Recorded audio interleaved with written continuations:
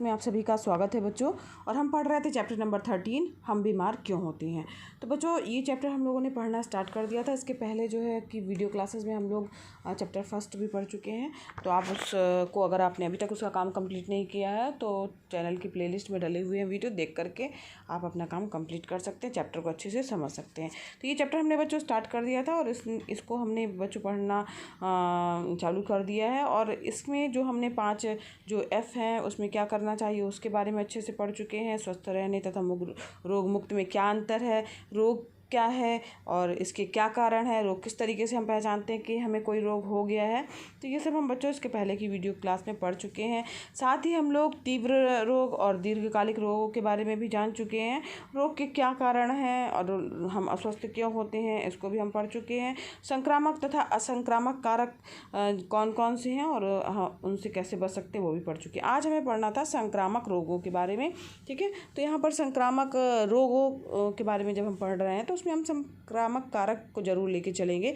तो यहाँ पर चूँकि संक्रामक रोग जो होते हैं बच्चों किसी रोग जनक जीव के कारण ही उत्पन्न होते हैं। और ये रोग जनक जो होते हैं वो विभिन्न प्रकार के पादक अथवा यानी या तो पौधे वाले में होंगे या तो छोटे छोटे सूक्ष्म जंतुओं के रूप में होते हैं। तो यहाँ पर इनके अलग अलग इनको भागों में बांटा गया है और 5 भागों में जनरली इनको बांट दिया गया है। विषाणु हो गया पहला आपका, फिर दूसरा जीवाणु हो गया, कवक हो गया जिनको फंगी बोलते हैं, प्रोटोजोआ हो गया सूक्ष्म जंतु के रूप में ये आएंगे बच्चों, और कीट हो गया यानी वर्म्स हो गए। तो इन सब के कारण अलग अलग जो है रोग होते हैं। तो यहाँ पर जो इसमें जो है जो ये 5 बांटे गए हैं आपको कारक जो हैं, तो इसमें जो है जैसे मान लीजिए विषाणु वगैरह हैं।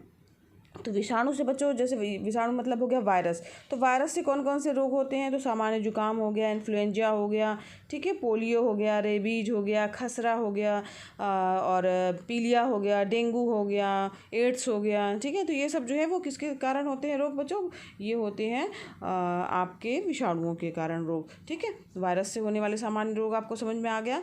तो अब इसके बाद हम बात करते हैं जीवाणुओं से होने वाले रोग। तो यहाँ पर देखिए जीवाणुओं से अगर हम बात करते हैं तो जीवाणुओं से होने बैक्टीरिया, जीवाणु मतलब हो गया बैक्टीरिया, तो बैक्टीरिया से होने वाले जो रोग हो गए उसमें आपका हो गया टीबी, ठीक है, जिसको क्षय रोग बोला जाता है, हैजा हो गया, टाइफाइड हो गया, ठीक है, निमोनिया हो गया, टिटनेस हो गया, डिप्थीरिया हो गया, और इसके अलावा बच्चों अतिसार हो गया, प्लेग हो गया है, और कुष्ठ रोग हो गया। ये सब जो है वो बैक्टीरिया के कारण होने वाले रोग हैं। फिर इसके अलावा बच्चों कवक की बात अगर हम करें तो यहाँ पर देखिए चित्र भी बने हुए हैं और उनके कारण जो है रोगों को बताया गया है कि किस तरीके से किसका क्या कारण है। तो जैसे कि आपको पहले उसमें दिखाया जा रहा है, तो इसमें जो है सार्स बैक्टीरिया का चित्र है वो जो कि चित्र में अंकित किया गया है, ठीक है। और इसकी ये जो बच्चों जो चित्र आप देख रहे हैं वास्तव में ये हमें दिखाई नहीं देते, छोटे छोटे जो ये विषाणु जीवाणु कवक वगैरह हैं, तो इनको जो है वो माइक्रोस्कोप की सहायता से देखा गया और तब उसके बाद उनका ये चित्रण लिया गया है। तो इस तरीके से जो है उनका चित्र जो है आपको दिखाई दे रहा है। तो यहाँ पर अगर हम बात करें बच्चों कवक की फंगी के कारण क्या होता है, तो आपने देखा होगा बच्चों कि कई बार होता है आप खाना खुला छोड़ दीजिए तो आपका खाना जो है वो ख़राब हो जाता है, उस पर फफूंद सी लग जाती है जिसको कहा जाता है फूड पॉइजनिंग हो गया, ठीक है। तो खाद्य विषाक्तता जो है वो कवक के कारण ही होता है, ठीक है। दाद वगैरह आपने देखा होगा ये भी जो है वो कवक के कारण होता है, दाद खाज खुजली ये सब जो है, ठीक है। गंजापन वगैरह है, दमा हो गया, ये सब जो है वो कवक फंगी के कारण ही जो है वो होने वाले रोग हैं। इसी तरीके से प्रोटोजोआ की अगर हम बात करते हैं बच्चों, तो यहाँ पर देखो ये प्रोटोजोआ का जो है वो चित्र दिख रहा है। तो यहाँ पर जो है प्रोटोजोआ से जो है यानी जो प्रोटोजोआ सूक्ष्म जीव होता है तो उसके द्वारा कौन कौन से रोग होते हैं। तो मलेरिया हो गया आपका, पेचिस हो गया है, निद्रा रोग हो गया यानी स्लीपिंग सिकनेस हो गई, ठीक है, जिसको बोला जाता है, और कालाजार रोग हो गया। तो इस प्रकार से ये सभी रोग जो है वो प्रोटोजोआ के कारण होते हैं। अगर हम कीट की बात करें, वर्म्स की बात करें कि वर्म्स से कौन कौन से रोग होते हैं, तो यहाँ पर देखिए ये आपको गोलकृमि हो गया, ठीक है। तो यहाँ पर जो है फीता कृमि हो गया और फाइलेरिया हो गया ना, हाथी पाँव हो गया, ये सब जो रोग हैं वो कीट यानी वर्म्स के कारण होने वाले रोग हैं, ठीक। तो यहाँ पर जो है आप समझ गए होंगे कि कौन कौन से भागों में बांटा गया। 5 भाग हैं, विषाणु, जीवाणु, कवक, प्रोटोजोआ और कीट। तो इस प्रकार से जो है संक्रमण रोग जो है वो फैलता है। अब यहाँ पर अगर हम बात करें रोग फैलाने के कौन कौन से साधन हैं, तो यहाँ पर जो है वास्तव में संक्रामक जो रोग होते हैं वो कैसे फैलते हैं, तो यहाँ पर बहुत सारे सूक्ष्म जीवी कारक जो है रोगी से, एक कोई व्यक्ति रोगी है तो उससे स्वस्थ मनुष्य तक जो है वो फैल जाते हैं, और इसी के कारण चूँकि इस तरीके से संचरित होते हैं इसलिए इन्हें क्या कहा जाता है, संचारी रोग भी कहा जाता है। तो इन रोगों के सूक्ष्म जीव जो होते हैं वो हवा द्वारा फैलते हैं ना। तो अब ये कैसे हवा के द्वारा फैलेंगे बच्चों, जब कोई भी रोगी है अगर वो छींकता है खांसता है तो छोटे छोटे से जो है वो उसके बूंद जो हैं वो बाहर निकलते हैं, तो कुछ थोड़ी दूर तक जाते हैं, कुछ और दूर तक जाते हैं। तो इस तरीके से जो है अगर मान लो कोई पास में व्यक्ति है तो ये उसके जब वो सांस लेता है तो ये हवा के माध्यम से जो है वो उस दूसरे स्वस्थ व्यक्ति के शरीर में पहुंच जाते हैं और उस पर संक्रमण फैला देते हैं। तो यहाँ पर जैसे वायु के द्वारा जो फैलने वाले रोग हैं, अगर हम उसके उदाहरण की बात करें तो खांसी जुकाम हो गया, निमोनिया हो गया, टीबी हो गया। इसीलिए जो है बच्चों बोला जाता है कि अगर किसी को खांसी जुकाम है तो उससे थोड़ा दूर रहें ना, और उसके रुमाल को, हैंकी को ना यूज़ करें। टीबी वगैरह वाले रोगी जो रहता है उसको भी अलग रखा जाता है, तो क्योंकि वायु के द्वारा जो है ये फैलने वाले रोग होते हैं। ठीक है, तो यहाँ पर हम लोग ने भी बच्चों अनुभव किया होगा कि किसी खांसी जुकाम से ग्रस्त व्यक्ति के पास अगर हम बैठते हैं तो हमें भी जो है वो खांसी जुकाम होने की संभावना जो है वो हो जाती है। तो भीड़ अधिक होगी तो हवा के द्वारा जो है फैलाव होगा, तो जिनकी इम्यूनिटी अच्छी है तो वो कभी कभी बच भी जाते हैं, मगर कुछ लोग जो है जिनकी इम्यूनिटी वीक है तो वो उस रोग की चपेट में आ जाते हैं। ठीक, तो ये हो गया हमारा माध्यम। पहला माध्यम क्या हो गया आपका, वो पहला माध्यम हो गया हवा। अब दूसरे माध्यम की अगर हम बात करें तो वो किस तरीके से फैलता है, तो दूसरा माध्यम है आपका जल। ठीक, सेकंड माध्यम क्या है आपका, पानी या जल। तो यानी पानी के द्वारा कैसे अब होता है रोग दूसरे जगह फैलता है, तो कैसे फैल सकता है, तो जब भी क्या कहते हैं संक्रमणीय रोग यथा हैजा से मान लीजिए कोई ग्रसित रोगी है तो अपशिष्ट पेयजल में अगर जो है उसके अपशिष्ट जो है वो अगर पानी में मिल जाते हैं और कोई स्वस्थ व्यक्ति जो है जाने अनजाने में इस पानी को पी लेता है तो रोगाणु जो है वो एक स्वस्थ व्यक्ति में भी प्रवेश कर जाते हैं, जिसके कारण बच्चों क्या होता है कि जो स्वस्थ व्यक्ति है वो भी रोग से ग्रसित हो जाता है। इसलिए पानी के कारण भी बहुत सारे रोग फैलते हैं ना, तो इसलिए पानी को हमें साफ़ रखना चाहिए। और अब आजकल तो बहुत सारे जगह सब लगभग सभी घरों में जो है वो पानी को साफ़ रखने के लिए जो है वो फ़िल्टर का प्रयोग किया जाता है, आरओ वगैरह लगे होते हैं। तो इस प्रकार से जो है वो पानी को साफ़ पानी हमको पीना चाहिए, क्योंकि पानी के कारण भी बहुत सारे रोग जो है वो होते हैं। ठीक है, तो इसलिए जो है उनका भंडारण जो है, जो पानी हम जिसमें रख रहे हैं बर्तन में, टंकी में, तो उसको जो है धुलते रहना चाहिए। तो इन सब चीज़ों से, और बच्चों पानी से होने वाले और रोगों की अगर हम बात करें तो हैजा हो गया, टाइफाइड हो गया, पीलिया हो गया, ये सब जो है वो दूषित जल के द्वारा ही जो है होने वाले रोग हैं। ठीक है, अब तीसरी अगर हम बात करें बच्चों तो तीसरा जो साधन है वो रोग फैलने का स्पर्श अथवा प्रसारण के द्वारा। तो कई बार होता है बच्चों की जो संक्रामक रोग के जो जनक रहते हैं तो वो रोगी व्यक्ति के शरीर उसके, अब हम बात करते हैं बच्चों कि स्पर्श के द्वारा कैसे फैलता है। तो यहाँ संक्रामक रोगों के जो जीव हैं तो वो ऐसा होता है बच्चों कि जो संक्रामक रोगों के जो रोगी व्यक्ति है, ठीक है, तो जो उसके संक्रामक रोग फैलाने वाले जो कीटाणु हैं तो वो व्यक्ति के शरीर उसके त्याज्य पदार्थ, मतलब त्याज्य पदार्थ से क्या तात्पर्य हुआ, मतलब जैसे कि उनका कफ है, मूत्र है, मल है, थूक है, लार है, मवाद है ना, और तो ये, और इसके अलावा बच्चों जो रोगी ने कपड़े पहने हैं, बर्तनों को यूज़ किया है, ठीक है, तो कई बार ऐसा होता है बच्चों इनके संपर्क में आने पर भी जो है जो वायरस है, जो जीवाणु विषाणु हैं, तो वो जो है स्वस्थ व्यक्ति में पहुंच जाते हैं। तो उसके कारण भी जो है स्पर्श के द्वारा भी जो है इसका प्रसारण होता है, ट्रांसमिशन होता है। तो इससे बचने के लिए जो है हमें जो है इन सब चीज़ों के लिए जो है सावधान रहना चाहिए। और हर जगह जैसे कि आपका कोविड था, कोरोना वायरस था, तो इसमें थूकने से भी जो है अगर कहीं थूक पड़ा हुआ है उस संक्रमित व्यक्ति का और उसको अगर आप उसके संपर्क में आ गए हैं, आपके बॉडी में वो लग गया है, उसके बाद वो आपके मुंह या नाक के माध्यम से जो है वो प्रवेश कर गया तो आप बीमार हो सकते थे। तो इसका जो मेन कहा जाए इसके इस तरह से फैलने वाले रोग हैं तो जुकाम हो गया आपका, खसरा है, चेचक है। चेचक आपने देखा होगा बच्चों, एक घर में अगर एक व्यक्ति को हुई है तो और लोगों को भी हो जाती है। निमोनिया है, कुकुर खांसी हो गई ना, त्वचा रोग से तो स्किन वाले भी रोग हो गए ना, और तो ये सब जो है स्पर्श के द्वारा भी जो है वो फैलते हैं। ठीक है, तो अब हम बात करते हैं अगला जो है माध्यम जो है वो रोग फैलाने का, तो वो है कीट के द्वारा प्रसार। कीट यानी हो गया जैसे कि मच्छर हो गया, मक्खी हो गए, इनके माध्यम से भी बच्चों जो है वो ट्रांसमिशन जो है वो होता है।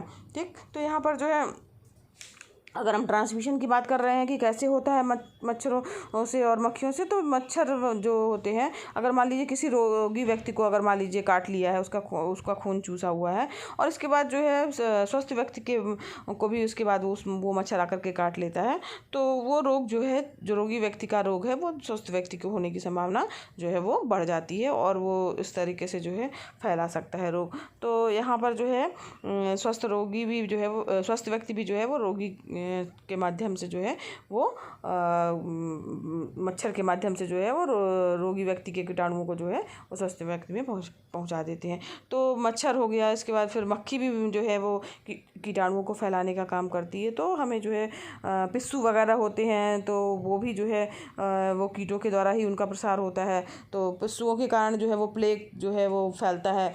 तो चूहों के प्लेग रोग बच्चों जो जनरली जो होता है वो चूहे, मनुष्यों में नहीं होता, ये चूहों में शरीर में जो है ये होता है, पिस्सू बढ़ते हैं। ठीक है, तो चूहे के मरने पर जो है जो उसके ये प्लेग के जो है कीटाणु जो होते हैं वो फिर क्या पूरे वायु में जो है फैल जाते हैं, और इसके फिर जो है वो मनुष्यों को भी जो है वो, अगर मान लीजिए वो ऐसा चूहा अगर मान लीजिए काट लिया है, तो वो मनुष्य को जो है वो रोग जो है वो फैला सकता है। तो इस प्रकार से मक्खियाँ जो है हैजा, टाइफाइड, पीलिया वगैरह जो है वो फैला सकती हैं ना। कूड़ा कचरा अगर फैला हुआ है, दूषित खाद्य पदार्थ है और उस पर बैठ गई हैं मक्खियाँ, उन मक्खियों के पैरों पर जो है रोगाणु जो है वो चिपक गए हैं, तो स्वस्थ व्यक्ति के जब खाने पर वो बैठती हैं तो उसके कारण भी जो है वो रोग जो है वो रोगाणु जो है वो स्थानांतरित हो जाते हैं और पानी को और खाने को जो है वो दूषित कर सकते हैं। ठीक है, तो इस प्रकार से इनका जो है वो प्रसार हो सकता है। फिर यहाँ पर देखिए चित्र भी देख रहे होंगे आप, तो यहाँ पर जो है देखिए जंतुओं के द्वारा भी प्रसार होता है। अब कैसे होता है जंतुओं के द्वारा भी जो है रोगों का प्रसार किस तरीके से होता है, तो आपने देखा होगा बच्चों, कुत्तों को एक रोग होता है जिसको बोलते हैं रेबीज। ठीक है, अगर मान लीजिए ये वास्तव में मनुष्यों को नहीं होता ये रोग होता है कुत्तों को। अगर कोई कुत्ता जो है अगर रेबीज नामक रोग से जो है ग्रस्त है, और इसके बाद वह कुत्ता जो है अगर किसी स्वस्थ मनुष्य को काट लेता है, तो जो कुत्ते की लार होती है उसमें उपस्थित विषाणु जो होते हैं वो मनुष्य के भी बॉडी के रक्त में पहुंच जाते हैं, और इसके बाद जो है वो उस मनुष्य को भी बीमार कर देते हैं। अगर इसीलिए बच्चों आपको बोला जाता है कि सावधान रहिए, अगर कुत्ता काट लिया तो फिर उसके इंजेक्शन वगैरह जो होते हैं वो सब लगते हैं। तो ये रोग जो होता है बच्चों कुत्तों के अलावा सियार को, गीदड़ को, बिल्लियों को और बंदरों वगैरह को भी होता है, तो उनके काटने से भी जो है बचना चाहिए। और अगर काट लिया है बच्चों अगर कोई जानवर इस तरीके से, तो उसको वॉच करना चाहिए, और साथ ही साथ बच्चों उसका इलाज कराना चाहिए। उससे संबंधित जो है इंजेक्शन वगैरह जो है वो आपको ज़रूर से ज़रूर लगवा लेने चाहिए।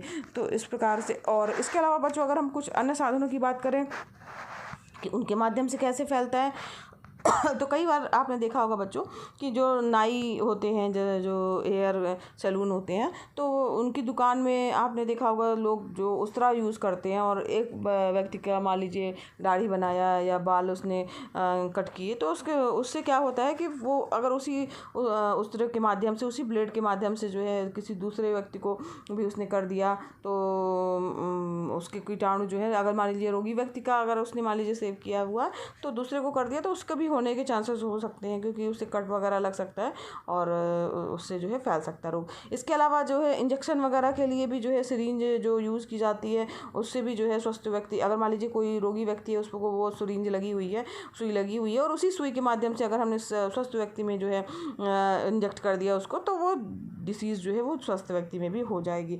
तो इसके लिए जो है पहले तो क्या होता था, आप देखते थे इंजेक्शन वगैरह है, मान लीजिए आपके पास सिरिंज नहीं है उपलब्ध है, तो कम से कम जो है उसको 20 से 25 मिनट तक आप खौलते पानी में उबालिए, उसको निष्क्रमित कर दीजिए, यानी संक्रमित ना रहे ना, तो उसके जब रोगाणु जो है वो नष्ट हो जाएंगे, तो उसके बाद फिर उसको हम दूसरे के लिए प्रयोग कर सकते हैं। अगर मान लीजिए ये ज़्यादातर आपने देखा होगा बच्चों डिस्पोजेबल जो है सिरिंज आती है, उसके माध्यम से भी जो है वो हम उसको यूज़ करते हैं। कोशिश कीजिए कि हर बार जो है नई सिरिंज का, नई उसका सुई का जो है वो प्रयोग किया जाए और उसको फिर नष्ट कर दिया जाए।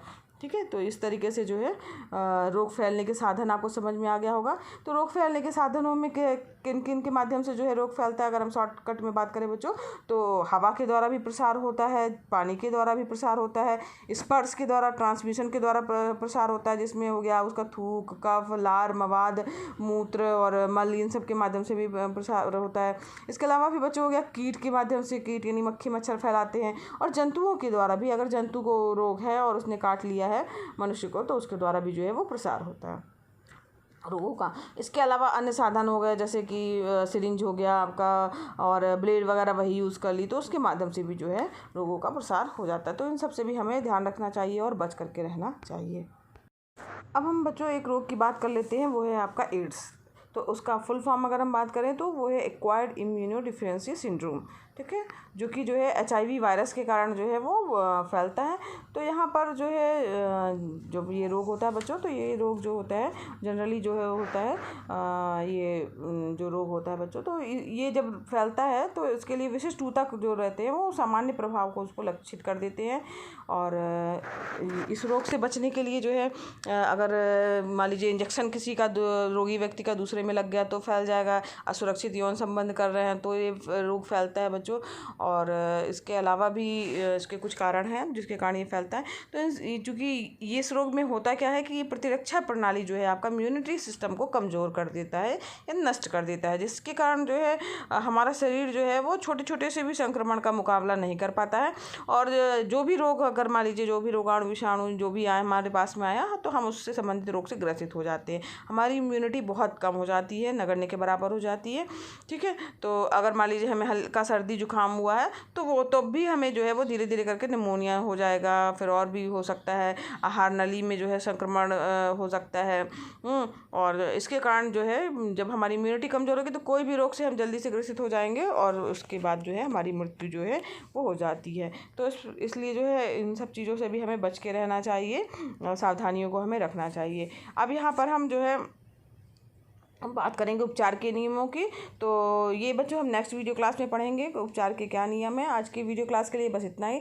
अगर पढ़ाना पसंद आ रहा हो, समझ में आ रहा हो बच्चों चैप्टर, तो वीडियो को ज़रूर लाइक कर दीजिएगा, और चैनल पर नए हैं तो चैनल को सब्सक्राइब कीजिए, साथ ही बेल आइकन भी प्रेस कीजिएगा ताकि आपको नए वीडियो का नोटिफिकेशन सबसे पहले मिले। बच्चों मिलते हैं नेक्स्ट वीडियो क्लास में, धन्यवाद।